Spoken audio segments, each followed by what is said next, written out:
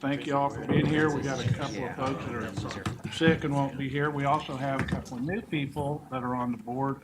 Lacey Cruz with Sedgwick County and Becky with City. Oh, there you are, down there. Also, just a little housekeeping deal. Pete, since he's with the county now and on the executive board, we can't have two people from one organization. He's going off, and James from the city of Wichita is coming on to take that spot in the executive board. So anyway, with that, items of regular business, approval of the February 12th agenda. So moved. Second.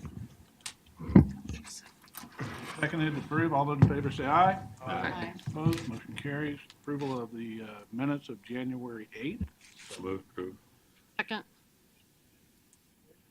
Those in favor say aye. Aye. Opposed, motion carries. Director report. Have a update on Association of Pedestrian and Bicycle Professionals that Kristen will provide.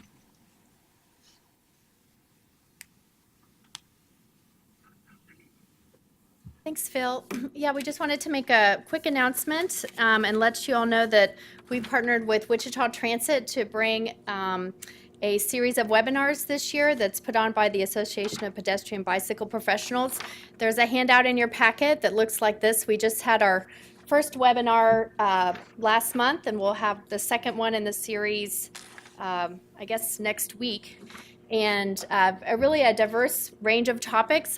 We had a good turnout at our last webinar, had a mix of, we had some engineers there, some planners, some city staff, we had some folks from consulting agencies, and all of these have something to do with transportation, specifically bicycling or walking. So this next one is about viewing low-stress networks through an equity lens. So we welcome you to attend if you can make it. We send out an email in advance, about a week in advance, and just would welcome your attendance and welcome you to pass this along to your staffs. That's it for that. You have an updated total on the year-end balance for the next item. I do, yes. So our current projected balance for 2019 for our year end stands at $415,000 as of February 1st. You might recall that's a bump up from our balance estimate from January, which had been negative $65,000. So between January and February, we had a couple changes to bring the balance up. Namely, there was approximately $480,000 in de-obligations that took place over that month. So again, this is something we estimate on a monthly basis. It can change. We expect it to change. It can't really be forecasted. But we want to monitor it and keep you all apprised of what our current estimate is.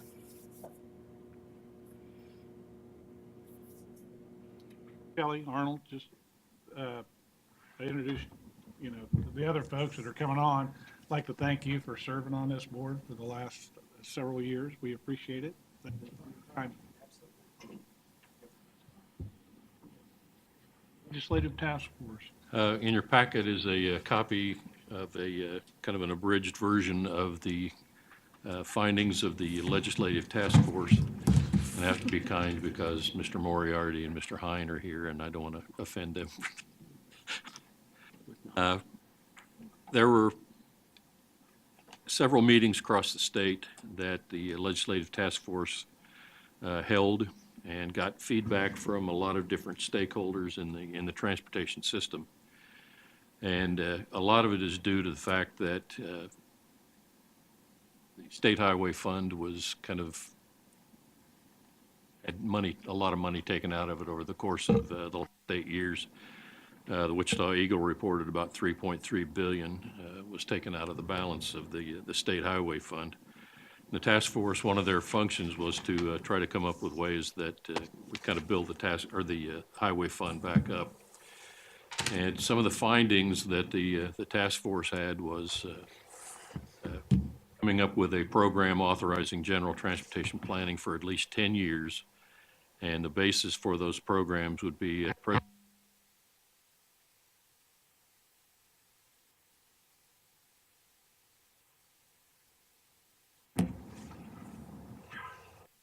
top priorities of the task force was to restore funding for preservation, to protect the investment of Kansas have made in their transportation system.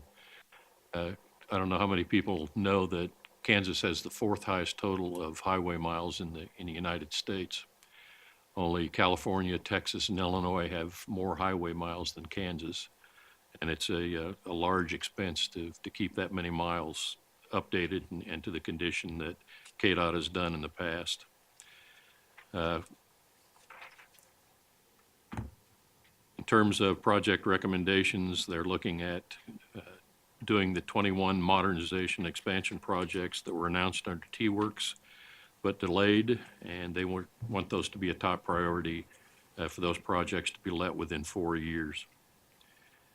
KDOT has identified about $18 billion worth of projects that will be coming for their preservation and maintenance type functions. And again, the economic opportunities and changing system demands would require additions to the current list of modernization projects. The funding or finding of funding probabilities, the legislature wants to review the role of the state and examine additional funding sources of funding, which include perhaps increasing the registration fees, increasing motor fuel taxes, increasing fees for oversized vehicles, and new fees specific to alternative fuel vehicles. And one of the biggest things they're looking at is the possibility of creating more toll roads in the system. This would be in consultation with the local officials and would be based on traffic volumes, perhaps an additional local contribution over the 80-20 that's kind of relevant now, or other reasons. The task force also noted that there could be increased local participation may be required for local projects. The recommendations of the legislature review the statutory amounts for payments to cities and connecting links maintenance, recommends reinstatement of the Kansas Local Bridge Improvement Fund. It's basically, we're probably looking at additional local share unless there's an influx of new cash that comes in, and other ideas that might include toll roads. We're not real sure how toll roads would work in this area because of the massive amount of capacity that's on the arterial street system of people might just get off the interstates and the US or the national highway system and take local roads, which could create another problem or challenge for us. But Mike, do you have anything else that you want to add that I missed? Oh, I think you covered it quite well, Phil. Questions for Phil on this one? Okay. If not, moving on to the consent agenda. Any questions on any of those? If not, I'd entertain a motion. Quick question. Okay. I'm not for or against it, but when is there an official census taken? What makes an official census? Every 10 years, usually the Census Bureau makes the census. But is an estimate from 2017 what we would go by? We Or looked would at we looked at 3 different sources, and all 3 had them over 2,000 population. So we just kind of went from there, and 2007 was the lowest total we saw. This is for the request for City of Keachai to go from being the small city representative to representative of themselves, and then having another member appointed to the board from that group. Is that correct? Yes, that was the intent. I think those conversations have taken place for Spear and Sedgwick County Association of Cities. Any other questions? Make motion to approve the consent agenda. All those in favor say aye. Aye. Opposed, motion carries. Public comment, anybody in the public like to address the board? Now is your opportunity. Going, gone, all right. Item 4, planning consideration. You're in balance op.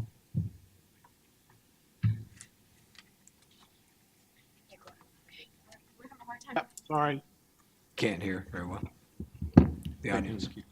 All right, thank you, Mr. Chair. I'm here today with an update item for your consideration that has to do with our 2019 year-end balance options. So many of you know that over the last couple years, WAMPO has come up with a plan on what to do with its balance of any balance we might have in our sub-allocated funding program. And it's time to start thinking about that for this year, for 2019. So we've put together some options for your consideration. We'll be going over those today. And we'll be asking you to vote on your preferred options and percentages at our next meeting. So this will be very helpful to us as staff for you to provide some guidance on your preferences and priorities for us to use this funding on. So let's, and you might remember our current balance is about $415,000. It's very likely that will change. And at this point, we're really just looking on your priorities for the types of projects we would be funding with this. So before we get into the options, I just wanted to look at this slide quickly. It's in your packet. It shows the relationships between the trends that we've been seeing and we've been talking about in terms of, increasing number of autonomous vehicles to seniors, influence of other generations, that sort of thing. And then a connection with the transportation projects that would positively impact that trend connected to project buckets. And if this were just sort of we didn't have as many constraints as we have on this particular type of funding, we would just start there and we'd say, okay, well, we know there's going to be increasing freight volumes, so let's figure out what's the most important sort of freight project we can do. Unfortunately, there are tremendous constraints that we can use this funding for, so we'll move down to that third level with the blue bubbles that has to do with just those types of projects that we can use this money on. So you can see there's 11 there. We've got 11 in your packet for your consideration. This afternoon, we'll just kind of review the top 6 that we've heard back from input we've received to date. So we have talked with our, had little voting sheets that our Transportation Advisory Committee did, as well as our steering committee for the next long-range transportation plan. And we also solicited input from city managers. So we've combined all that up. The tally is in your packet. And we'll go over kind of these top 6 that came in through that. So the first one is technology projects. This is a category that we funded over the last couple years. You might remember we did a signalization project along K-15 between Derby and Kellogg or into Wichita. And then last year we also did a fiber project along Kellogg and into downtown Wichita to extend out those the big signs on the highways and put in some fiber for that. So this category would just be sort of what's the next highest priority technology project that would extend out the signs and the cameras and the fiber infrastructure on our highways and in our region. The next one is passenger rail, and this activity specifically would be the next activity that would be needed to plan for passenger rail service here in our Wichita metro area. That happens to be an environmental assessment for the Heartland Flyer. This next category is to, actually we're going to skip that one. Oh, you know what? I think this is the wrong slides. We're going to skip over these. This next one is to award additional funding to existing projects. This category has to do with going through the projects that were programmed to be awarded this year, in federal fiscal year 2019. In some cases, either the project is currently funded less than 80% right now with WAMPO funding, so we would bump it up to the full 80% it could take, or we could also look at some projects that were recently awarded that might be candidates for additional funding. This next category has to do with paying off promised reimbursements early. WAMPO funds our projects over multiple years, and we currently have about $7 million in promised reimbursements that we owe to the sponsor. So this category would just involve sort of paying off those reimbursements earlier than we had planned. This next one is I'm going to go to the next slide to see if I think I've got these slides messed up here. Okay, so next we'll go to this. I apologize for the slides here.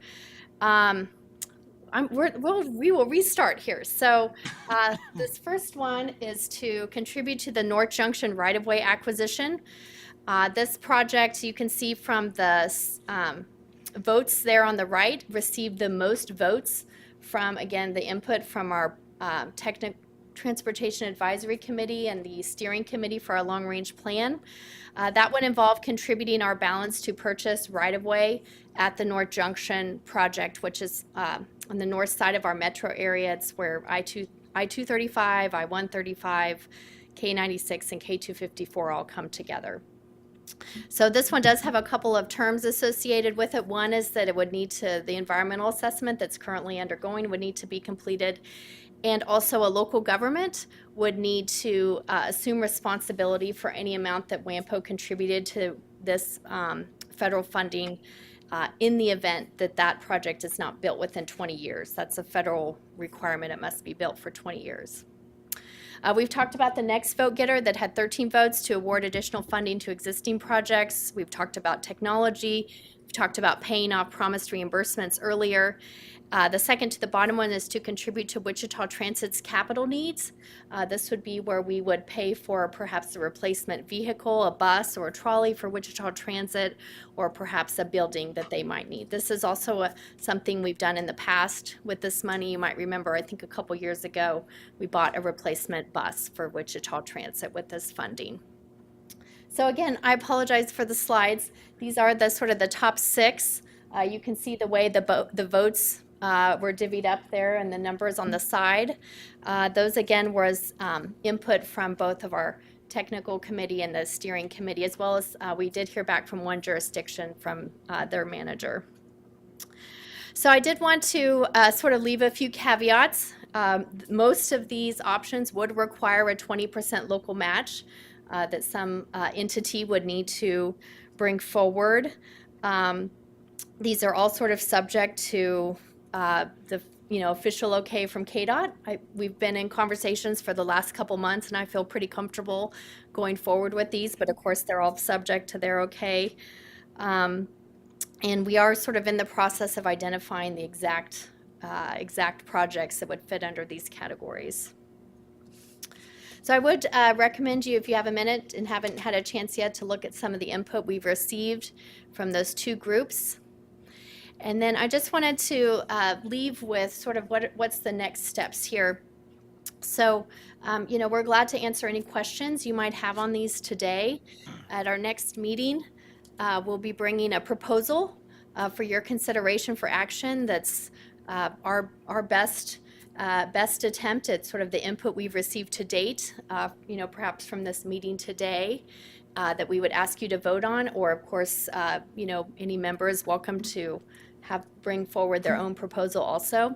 We are asking for a vote at the next meeting so that we can start working on identifying the exact projects, identifying, local match sources who would pay the local match, identifying project managers, continuing our conversations with KDOT to get everything squared away in the next couple months. And then this summer, probably in July, we'll be able to finalize the exact balance and then come back to this board in August and ask you to vote on the projects that were identified under these categories as part of our TIP Amendment 3. And then the funding will be available this September.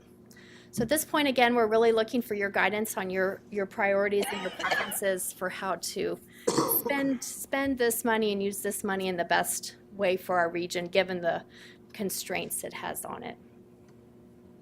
with that, I'm glad to answer any questions you might have.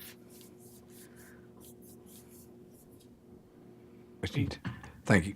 So you're expecting next meeting for all of the members to vote basically on these items that you just prioritized, like 1 through 5, or? That's right. on. Yeah. So let's see.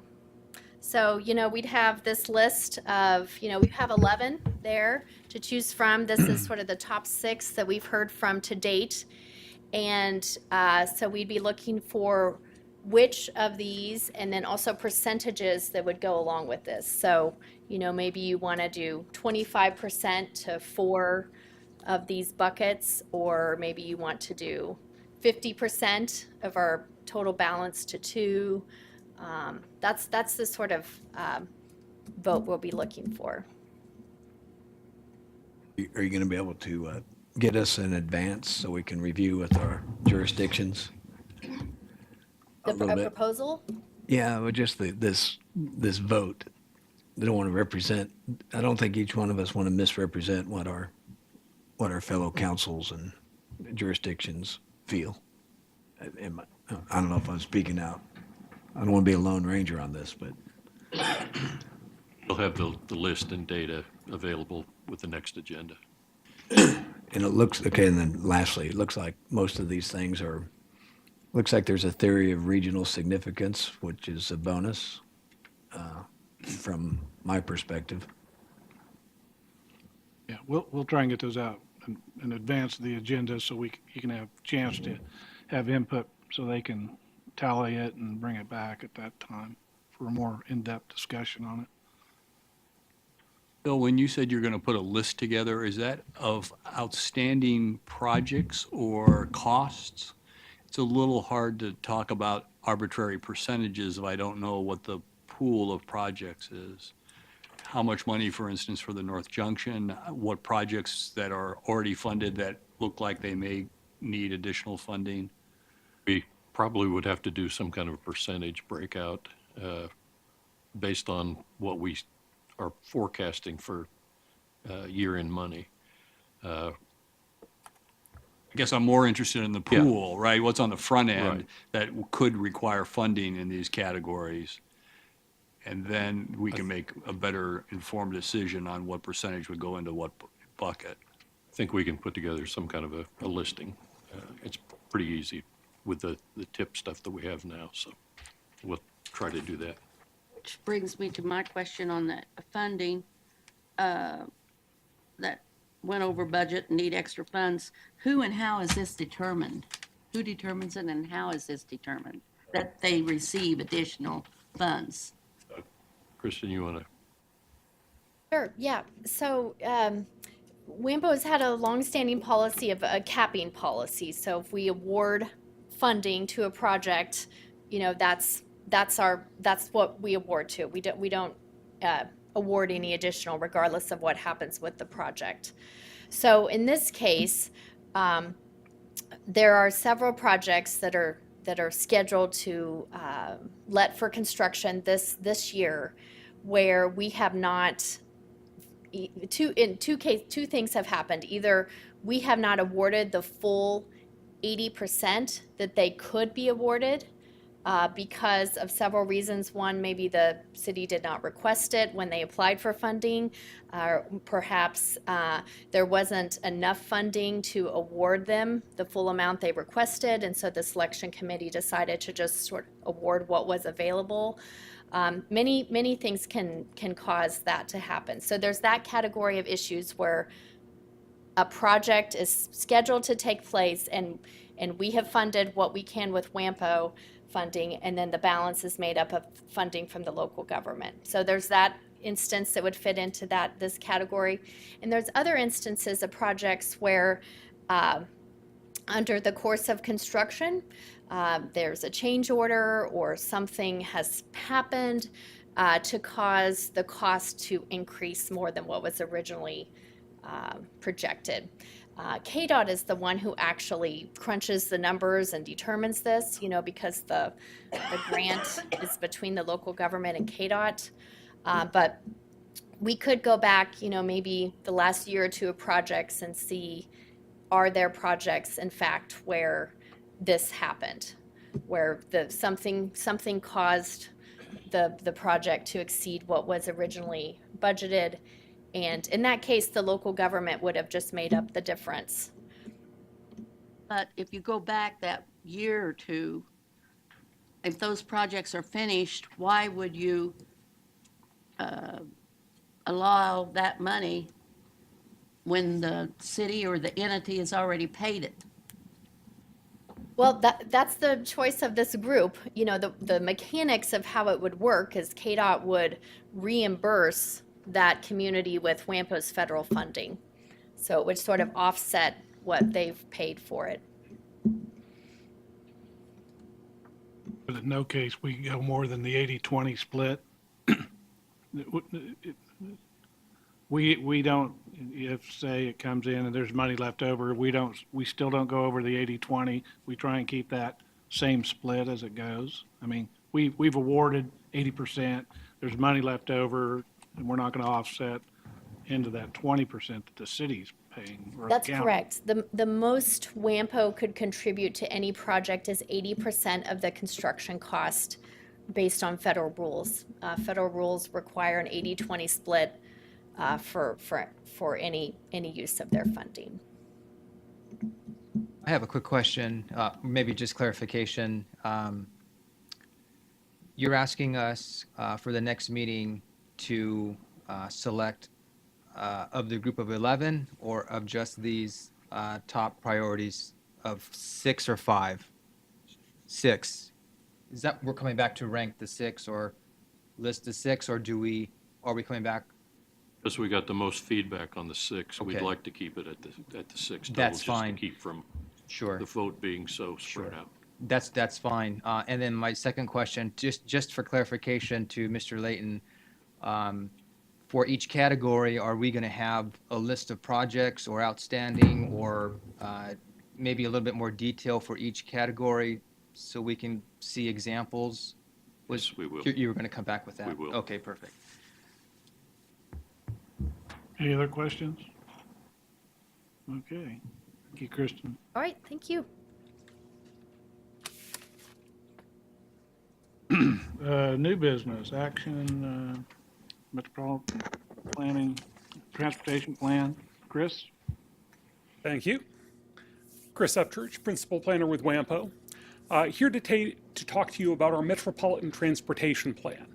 This is our big 20-year long-range plan. We've been talking to you guys about the process for doing our update. We update this every 5 years. We've been talking about the process for this over the past year or so, but now we sort of have, this will be your first concrete decision that will actually go into the plan. So very exciting, even if this is a fairly technical decision. But part of the reason, despite it being technical, how we structure this project list has a big impact on what projects can potentially get federal funding through WAMPO, this sort of funding that Kristen was just talking about. And we know that's something that the policy body members are interested in, and that your jurisdictions have a big stake in. So that's why, despite the fairly technical nature of this decision, we're bringing it to you guys. So just a quick overview of how projects get built in the WAMPO region. Starts with an idea. That idea is usually generated by one of our project sponsors, one of our jurisdictions or planning partners. From there, it goes into the MTP, our long-range 20-year transportation plan, the big overall vision for the region. Then from the MTP, it moves into the Transportation Improvement Program, which is sort of our short-range plan that looks out over the next 4 years. And then finally, the project actually gets implemented. We're actually going to go out and build it in the current fiscal year. This decision is really about that arrow in the middle, how projects get from the MTP into the TIP. So the Metropolitan Transportation Plan, based on the federal rules, has to list every regionally significant project. So everything from the North Junction to a regionally significant bike ped project in Andover, all of those get listed in the MTP. we have chosen to separately have a short list of projects that can potentially receive WAMPO's federal funds. So of this big list of everything that's regionally significant in the region, we've sort of picked out a subset of that we say these are the ones we're going to give the thumbs up to get federal funding from WAMPO. And then finally, every 2 years, we redo the TIP and we pick out projects from this short list to actually receive funding. So the way you can think of it is this list in the MTP is like the menu, and then every 2 years when we make the TIP, we're ordering off that menu. So essentially what our decision today is how big of a menu is there going to be? So last time we did our Metropolitan Transportation Plan, Move 2040, that we adopted back in 2015, we had a menu of about $72 million worth of projects. And off of that menu, we've ordered about $48 million worth. WAMPO gets about $12 billion a year, so that's 4 years worth of projects. How did this work? Well, deciding what projects to fund, so choosing what to order off that menu, went fairly smoothly. However, there were some project sponsors that didn't end up moving forward with their projects. They decided for various reasons they're not going to submit this for WAMPO funding. They're not going to move it from the MTP into the TIP. And that meant that we actually ended up, that $48 million funded every available project. Between folks not proceeding with projects, some other projects coming in under budget, we actually sort of used up all of our available projects with the $48 million we had available.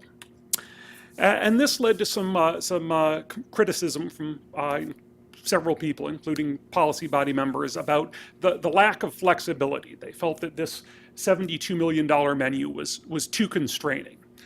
And so the reason I'm here is these are some options that will provide us a bit more flexibility moving forward for this new plan as we update it. But that does come with a trade-off. If we have a large project list, that provides more flexibility in deciding what projects to fund. But it also means more uncertainty for our project sponsors. If you're, one of 50 projects, you've got a lot less chance of getting chosen than if you're one of 25. And we know that that has an impact on our project sponsors. What we don't want to get into is a situation where project sponsors are reluctant to invest the time and the money into developing these projects to move them through the process because the odds of actually getting funded are too low. So to address this, we've come up with a couple of different options for the policy body to choose from with varying levels of flexibility and of certainty for our project sponsors. So option one, we're going to limit this to 11 years worth of projects, about $132 million. And of that, we anticipate that between now and when we do the next update to the MTP in 2025, we would pick about $72 million off of this list. So this provides a bit more flexibility than we had last time around. We'll have about 50% more projects to choose from, essentially, than we did under the old plan. But it still provides a fairly high level of certainty. A project that gets on this $132 million short list would have a better than 50% chance of getting funded. So it's not a sure thing, but it's pretty good odds if you get onto the short list. Option two is we list, essentially pick a figure, and staff would suggest something between 144 and 226 million. Pick a figure and fund that many dollars worth of projects. So option one is really based off of the specific number of years. Option two is a little more picking a dollar figure. And again, off this list, we'd fund about $72 million worth of projects. So this provides quite a bit more flexibility. We're talking about twice as many to 3 times as many projects to choose from as we had under the old plan. But on the other hand, it provides less certainty. At this point, you've got less than a 50-50 shot, maybe down to about a 1 in 3 chance of getting your project funded, even if you make the short list. So many of these projects that make the short list would not end up ultimately getting funded. And finally, option three, where we really go all out. is to say any project listed in the MTP could get funding. Rather than having this separate shortlist, this separate menu that we order off of, everything listed in the MTP is on the menu. And that really provides the maximum amount of flexibility that we can have under the federal rules, but very, very little certainty. It depends how many projects are submitted and get listed in the MTP, but you're probably talking about a less than 10% chance of getting funded just because your project makes it into the MTP. So quite a bit of uncertainty there. The other wrinkle here is that every project would have to go through the WAMPO project selection process. Historically, WAMPO has devoted most of its attention in screening projects to this subset that could receive WAMPO funding. For the projects that are going to be funded using, just KDOT's state funds or funded by a local jurisdiction just using your own local dollars, WAMPO has really not provided, imposed much scrutiny on those. It's, tell us about your project, we'll put it in the plan. If we were going to make everything in the MTP eligible for WAMPO funding, we'd have to scrutinize those a little more closely. Now, this still probably would not be a super rigorous project selection process. It would be more about, okay, let's weed out the real stinkers than about being very limiting and scrutinizing. But it would potentially mean that WAMPO could be saying no to projects that member jurisdictions are planning to build just using their own local money. So there is a somewhat higher level of scrutiny being imposed there. So overall, this is kind of the trade-offs. We have an option with more flexibility than we've currently got, but a fairly low level and a high level of certainty. One that's sort of moderate flexibility and moderate certainty, and one that's got a lot of flexibility but very little certainty. So those are your three options. We ran these options by our Plan Advisory Committee. This is a group that's composed of members of the policy body, members of our Transportation Advisory Committee, other stakeholders, and members of the public that is providing input and direction to staff as we develop the new plan. They suggested that the policy body consider all three options and did not specifically recommend one over the others. We had some good discussion there, and there were voices at the table in favor of all three of these options. Also, because it does have so much impact on our member jurisdictions and on how they can develop projects and get funded, we did send this out to all of the city managers and city administrators of our jurisdictions. Heard back from a couple of them. Everyone we heard from was opposed to option number 3 there, the make everything in the plan eligible. But we heard support for both option 1 and option 2. So happy to answer any questions here. I have a question about the word flexibility that you were using. The issue that brought this all about was that there was a challenge to the flexibility of how, would that be the criteria itself that would be changing or just the ceiling? I mean, what was the point of the flexibility? Who was not, or what was not flexible enough that what we had existing didn't cover it already? Well, I'm being careful here because I'm being asked to characterize the view of some of the policy body members. I apologize for that. But in that spirit, I do think that there were some projects that folks wished were on this list that were not on there, and hence were not eligible to be funded last time we did the TIP update. And then the fact that everything that was on there ended up getting funding kind of compounded that a little bit. So the ones that were not on there, were they because they didn't even meet the criteria to have been on there in the first place, or they were just late? I believe for the most part, these were projects that sort of the concept for them had developed after 2015, after we did the last MTP, more recently than that. And so that they hadn't been submitted and we hadn't been asked to amend them into the plan in the intervening years.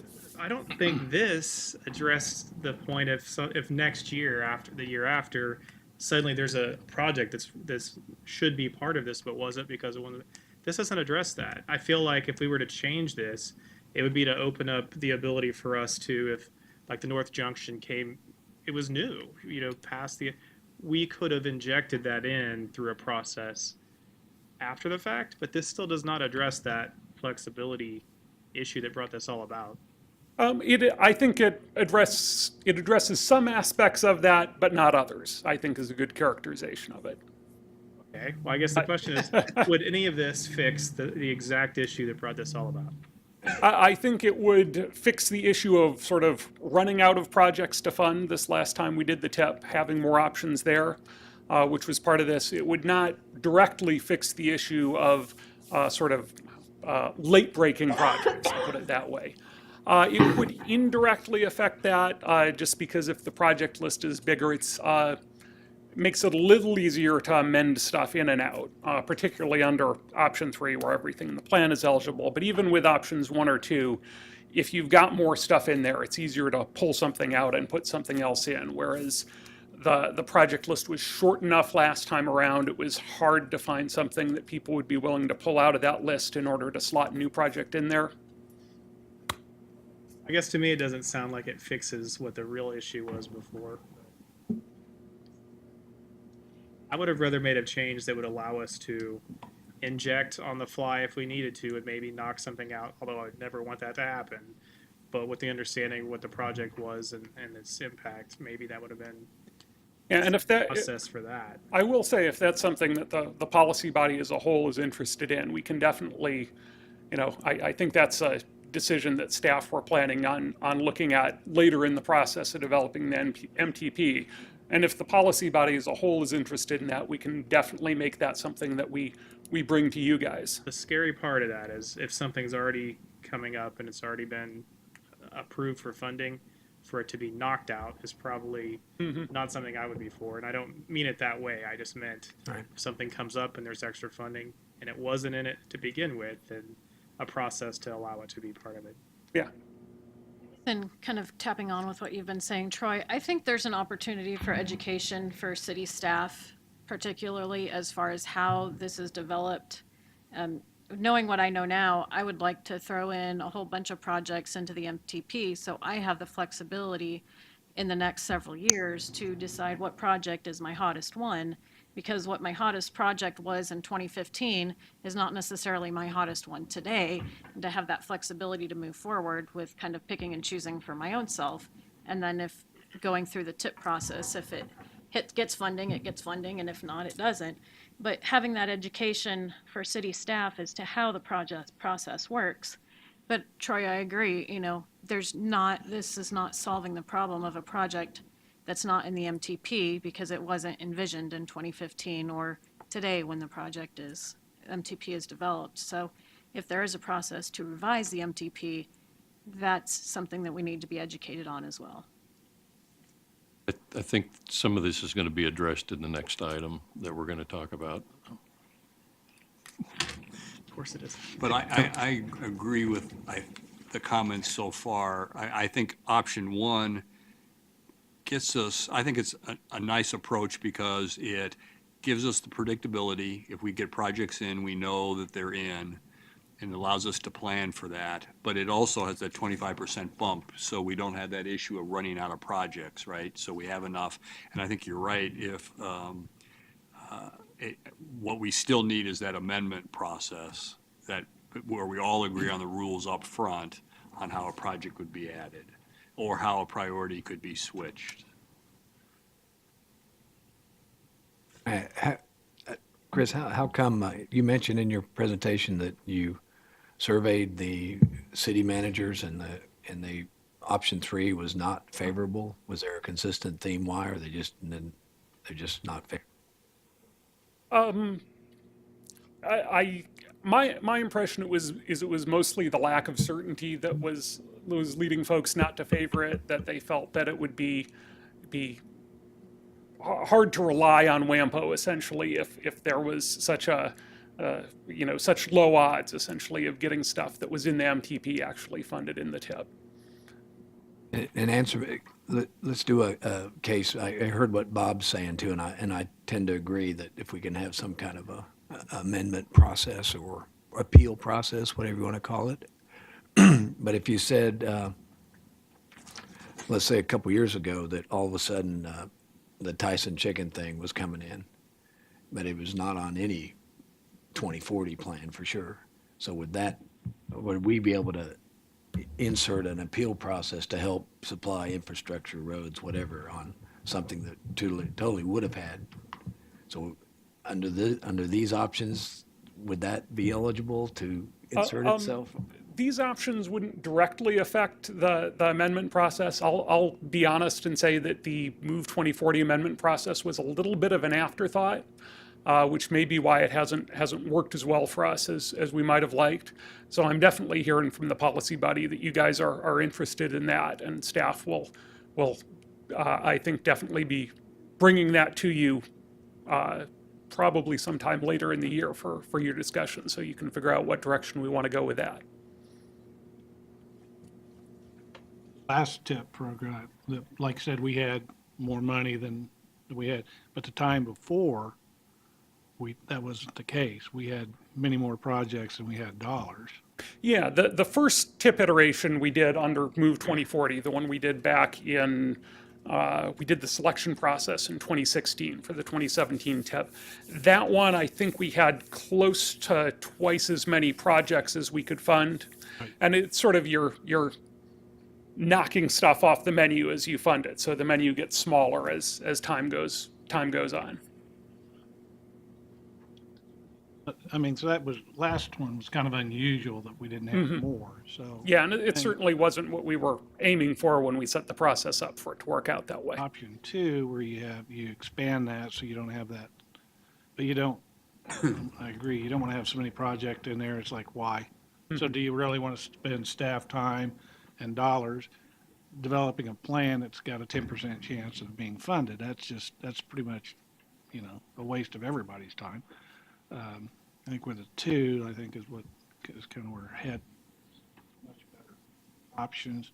I think the amendment process, getting into the program, if we have if we're reviewing every 5 years, and can we add projects? As we're in this process now, do we need to shorten that to where it's not 5 years, or is that, how would you add, do you have any idea how you would amend the project to amend the plan to add projects? Is that in your next presentation, or?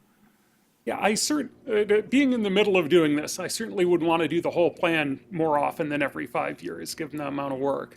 And I'll admit to speaking off the hip a little bit here, but I think maybe there's some stuff that we could do to ease the amendment process, either in terms of perhaps choosing one of these dollar figures and reserving a portion of it for sort of late developing projects that we might revisit a couple of years into the plan or something like that. Give me a chance to think this over and talk about it with more than 30 seconds of heads up time here. Chairman, I'm willing to make a motion on this piece of our agenda item. I know we have some other things to talk about, but I would move that we adopt option 1 with direction of staff to bring back a flexible amendment process that will allow us to consider other criteria during that 5-year period for amendment. I'd second that. Further discussion. So Yeah, Donna? right. Why are we making the motion, on option 1, if, as Troy said, we're not solving or fixing a problem? Because once you get these things there, you use that. And then if the amendments come back and there's why wouldn't you have everything before you? I would say it's two different pieces to this. One piece is the funding apparatus. Right. Which is what we're voting on right now. Right. The second piece would be the ability to create an amendment or amendment for a project, which really is a separate vote. Right. So that's why this vote is not for that. This vote is for an option, and then also directing through our vote to make sure that the other piece of it comes up later. So we can't do it all right now, but I feel like this is important to get done today. That's why we're here.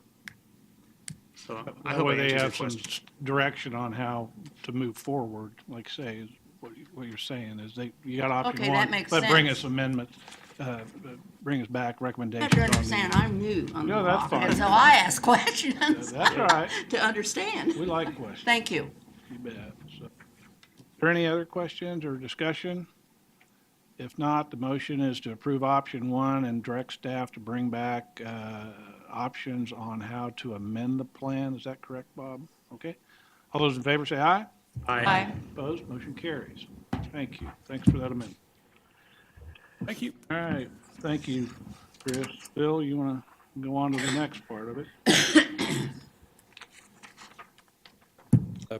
We wanted to give you another little bit of an option as to how you might go through the project selection phase. And one of the reasons is because we're going to be looking at some huge, substantial changes in what this area looks like in terms of demographics, land use, shopping habits, those kinds of things. And we put together kind of a different type of an approach that would hopefully mesh with what Chris just presented. And basically, we're looking at where we are now.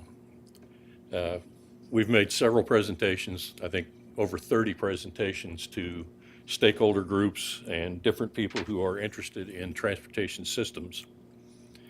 And we've heard many different things concerning priorities as we are moving through the process. And one of the questions we ask is, what are you going to build in 20 years? And the biggest answer that came back is, we're not sure. So what we're trying to do is, again, give a little bit more flexibility in what we're looking at and how we're looking at it.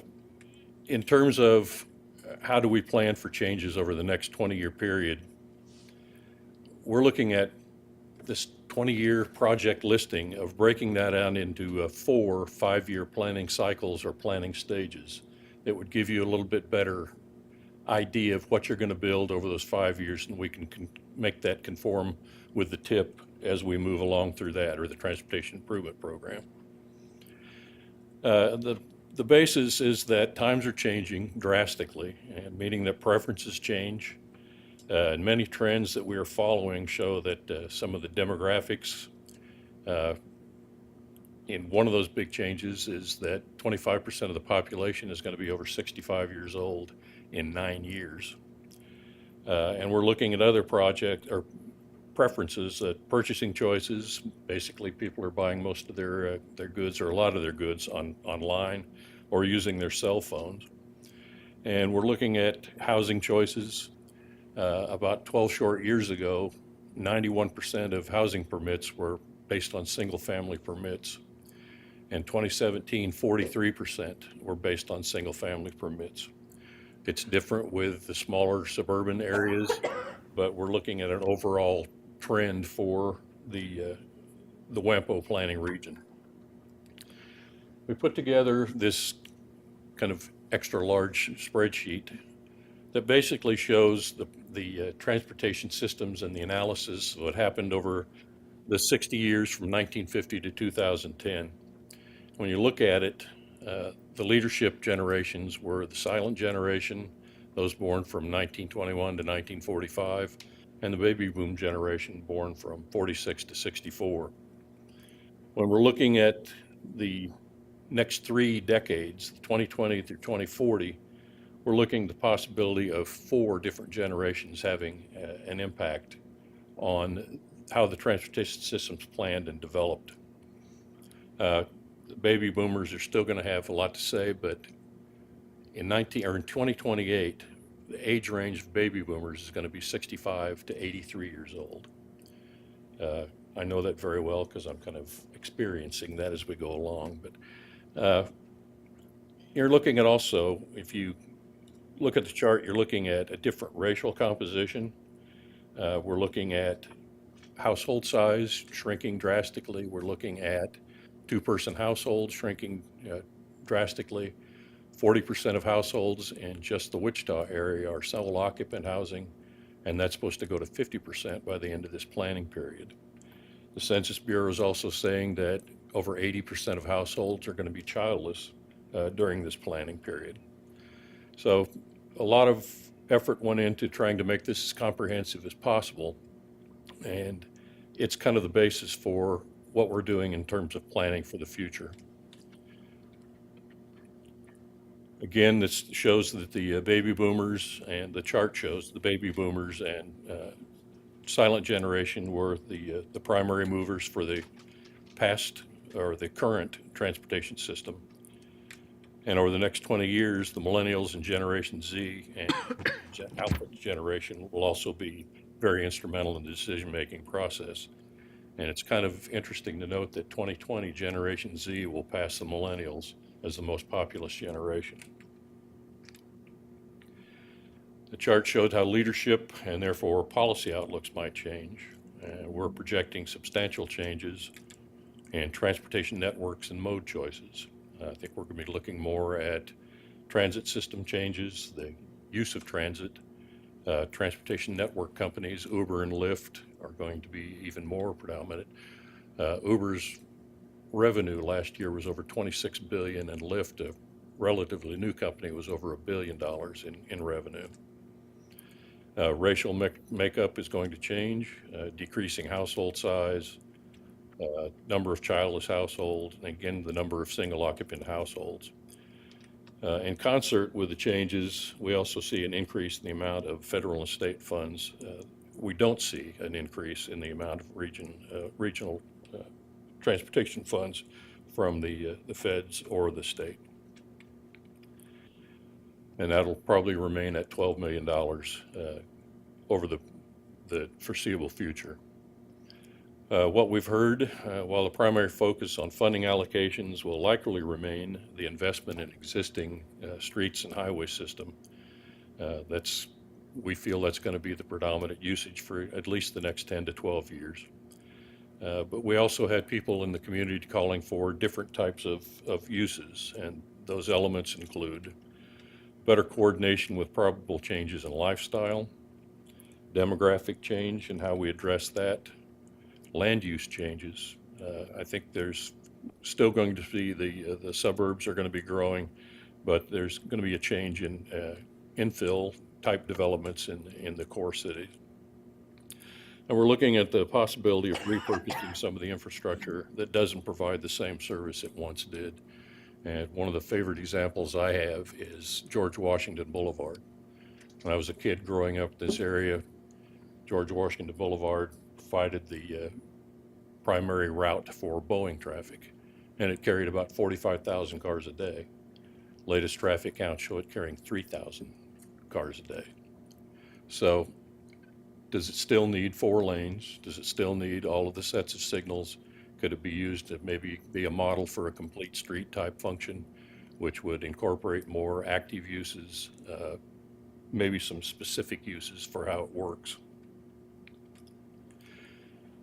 As a result of the feedback we received, we've put together and investigated ways to allocate future funds to match the various perspectives of change that we've heard. And this perspective has led us to develop a more proposed objective-based criteria that list elements such as those listed on the chart. I won't go through and read each one of them, but basically we're trying to tie to regional significance, technological changes with automated and connected vehicles, trying to get the highest return on investment, like maybe changing the purpose of some of the roadways that we have in this area. Land use coordination being that transportation induces land use rather than the opposite, that development comes in and we have to change and provide transportation services to meet the needs of that new subdivision. Also, we need to perhaps look at reducing the potential gap between infrastructure-related anticipated revenues and expenditures.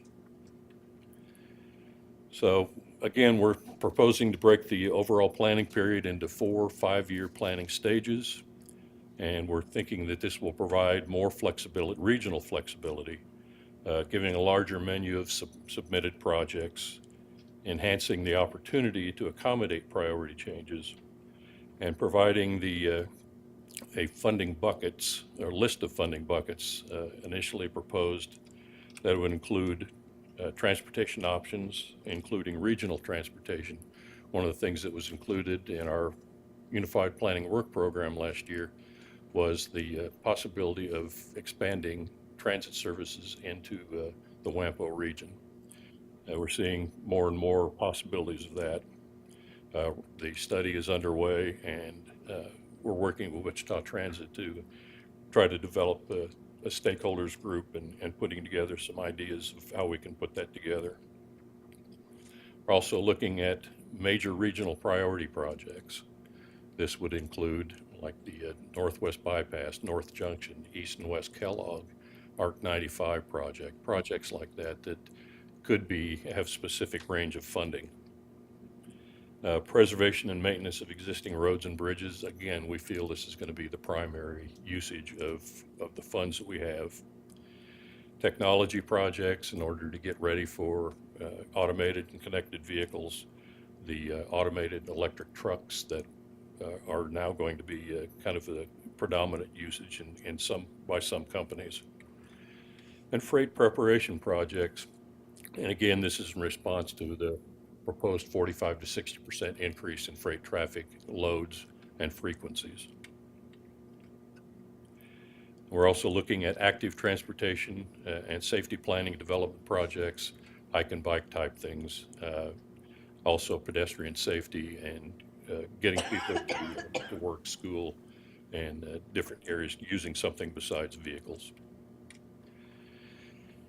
This would be kind of a complete change from what we've done in the past, and we're looking at transportation planning in the future. We have an obligation as the MPO to provide you with what might take place and what trends might change the way transportation systems are offered. It's up to you as the policy board to determine whether this is the way you want to go, or whether we should just continue to do what we're doing. And one of the reasons we're doing this is one of the phrases or clauses in the Wichita Sedgwick County approved community investment plan, your comprehensive plan, states that there could be a $9.2 billion shortfall in revenue to expenditures over this planning period just to preserve and maintain our current infrastructure. And of that, it's estimated that about $5 billion of that total relates to transportation. Please note that this does not include any new construction of facilities, only preservation and maintenance of the existing transportation infrastructure and equipment. And to show you what the bucket might look like and what funding could be available, I just put together some samples. These dollar figures that are in the buckets are totally hypothetical. It would be up to you to determine what you want to put in the buckets if you choose this approach. Well, it didn't make it in the slides. Anyway, there'd be a breakdown of 6 different buckets. Let's say the first 3 years, the major regional projects might include $1 million per year, or $3 million total. Highway, we have about $36 million total. And highway projects or preservation projects would probably be about 60% of that total, or 70%. And then monies be available in each of the other 4 buckets. Over the course of time, when we see more of the priorities change and more usage change, those funds could shift to where more money would go to the major regional projects. It might go to more freight preparation projects to accommodate the safety aspects and hauling more freight loads and those kinds of things. But again, this would be up to you to determine how much money goes to each one, or if a different kind of bucket would be required. And one of the things to address what Troy brought up earlier is that we put in the text of the report would be that if there is a priority project that comes up that this body feels is more important or a higher priority, and it's included maybe in the 3rd band of projects, that member community could come and petition the TPB to move that project up to an earlier period, like from number 3, which would be 2030 to 2035, could be moved up to category 2, or the 2nd year, 5-year bucket. And one codicil of that would be that one project might have to move down to the next level, but we don't have the criteria is written out, and we don't have a process yet. We were looking to see if you'd be interested in using this bucket approach, and if so, we could come back with more developed criteria at a later date. And with that, I'd be happy to answer any questions or just to see if you would be in favor of looking at something like that. I have a couple questions, Phil. So, if we're looking at 5-year planning stages, does that mean that the TPB would vote on those bucket allocations every 5 years? To start with, but that could change. If we see that money isn't being spent in one category, the TPB could reallocate that to another element of the funding buckets. Like year 2? I mean, if we. Yes. Or 3 or whatever? Yes. Okay. Then I'm trying to visualize something that would not fit into one of these buckets. I mean, are we being so broad that we're covering everything? And then what's the purpose of the buckets? Or are there things that, no, really, this does narrow down what we think is important? I think it would be the listing of, I guess, the qualifiers more than anything. If the project meets those qualifiers to be able to fit into one of the buckets, then you could do it that way. But again, it would be regional significance, return on investment, those kinds of things that would determine whether it goes into one of the buckets to start with. And if it doesn't meet any of those, then it probably wouldn't fit. It couldn't fit. Okay. Any other questions, Bob?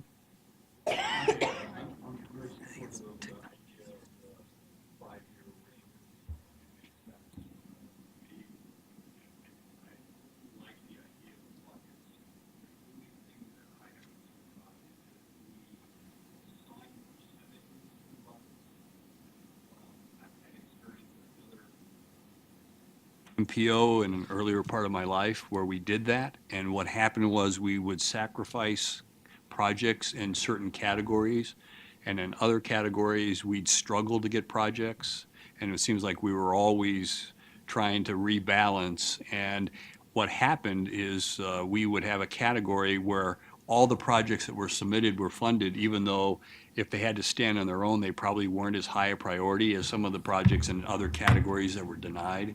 So to me, the idea that we use the buckets and then for each of the years that are planned by this body, you determine what projects are the highest priority in those categories, and not say, for instance, regional priorities will be 30%, but instead you take a project by project and determine how you'll allocate across those, with the idea that you're going to want to balance out over time or provide the right importance to the categories over time. But other than that, I think it's a good mechanism to help channel the planning process. One of the things specifically that we put into this that didn't come across in the slide was the fact that we used dollar amounts rather than percentages. I don't think that FHWA, and I'm not sure about KDOT, would support using percentages. I think they were more amenable to using dollar amounts that could be shifted around from one bucket to the other if we didn't get projects listed in that. But again, we were just trying to kind of meet the challenges or changes of the future by putting these particular buckets together. It doesn't necessarily mean that these buckets would stay the same. Basically, if, like, you put it in a bucket, like I said, you have these different deals. And really, like Bob said, if you have a project, it wouldn't, just because it's, whatever project, it doesn't really meet the criteria, or you don't think it comes to the level of funding that something over here. I mean, we still need the flexibility to say, no, we're going to take that money out of there and put it over here because we have something to do with the North Junction, just as an example. We could shift dollars that way. We're not married to those buckets that we have to fund it, those numbers. Right. Any other question? Thank you. Okay, moving on, executive committee update. We met a week or so ago. James attended for the city as our first meeting. One of the things we discussed was changing or looking at changing the bylaws. The executive committee is going to make recommendations to this board. A couple of the things that we've looked at is the chair is limited to a two consecutive year term, and if wants to come back later, he can. The TAC chair will also change after 2 years. The executive board would be made up of the chair, the vice chair, the TAC chairman, and then 2 members at large, keeping with not having 2 of the, from the same governing body on the board. Pretty much covered it, but we're trying to get so we don't get entrenched in positions and Pete. Elections. Pardon me? You're just trying to Oh, get yes. out of Oh, the, yeah, the- and you're the just date- trying to get out of the chairman, is that what? it Yeah, is? pretty much.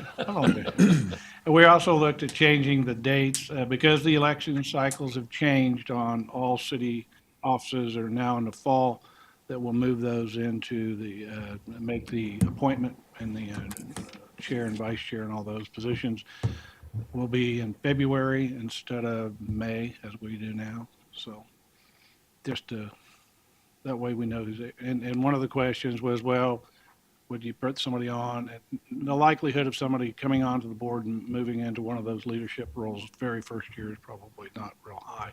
We want at least a year to figure out, as Donna said, where we're at. So, and ask questions. So it just, I don't think that's a concern, but we'll bring those back to you and we'll get that information and highlighted changes to you at the next meeting for consideration. The other items we went over were covered all today. The TAC, Tom couldn't be here today. He's ill. I'm not sure if he had a report. He didn't get with me on that. Did you? So if not, we'll bypass that one and go to Tom. Well, good news on the green project. We did have 3 bidders. We opened those bids in January. We selected a company to proceed with that project, and we're looking for a March 11 start date on that. We'll have a pre-construction meeting in late February and get the details worked out, and I'll share those with the public as they become more available. Right now, of course, we have some fact sheets that are out on the Wichita KDOT website. That's wichitakdot.org. You can look at the green project fact sheet, and you can look at the overall North Junction project fact sheet as well at that location. And in the near future, we'll have a 235green.org website, similar to the 235red.org that we're kind of wrapping up now because that project is just about finished. So we'll move into the green one now. Applause, right? So with that, we'll have additional KDOT projects coming this spring that will affect traffic, and we'll advise of those as that occurs. And then also I wanted to mention that we'll have a Wichita Region Traffic Operations Workshop for this group, for the TAC, and for others who are interested, including the public. If they would like to come to that, that will be March 12th at 1 p.m. in this room, and that will be before the TPB meeting next week. We'll get a save the date and announcement out to everybody in this room so that you can get that on your calendar and think about, okay, do I want to spend the entire afternoon down here for WAMPO meetings? Yes, you do. It'll be a good workshop. Thank you. Mike, you have anything for us today? I do. Thank you, Mr. Chair. We've had some leadership changes at KDOT. Just wanted to run through those really quick with the policy body. Many of you have probably heard Julie Lorenz was named as our secretary. We're very excited to have her back at KDOT. She served as our Director of Public Affairs and Special Assistant to Deb Miller many years ago. She came back to us from Burns & McDonnell engineering firm in Kansas City.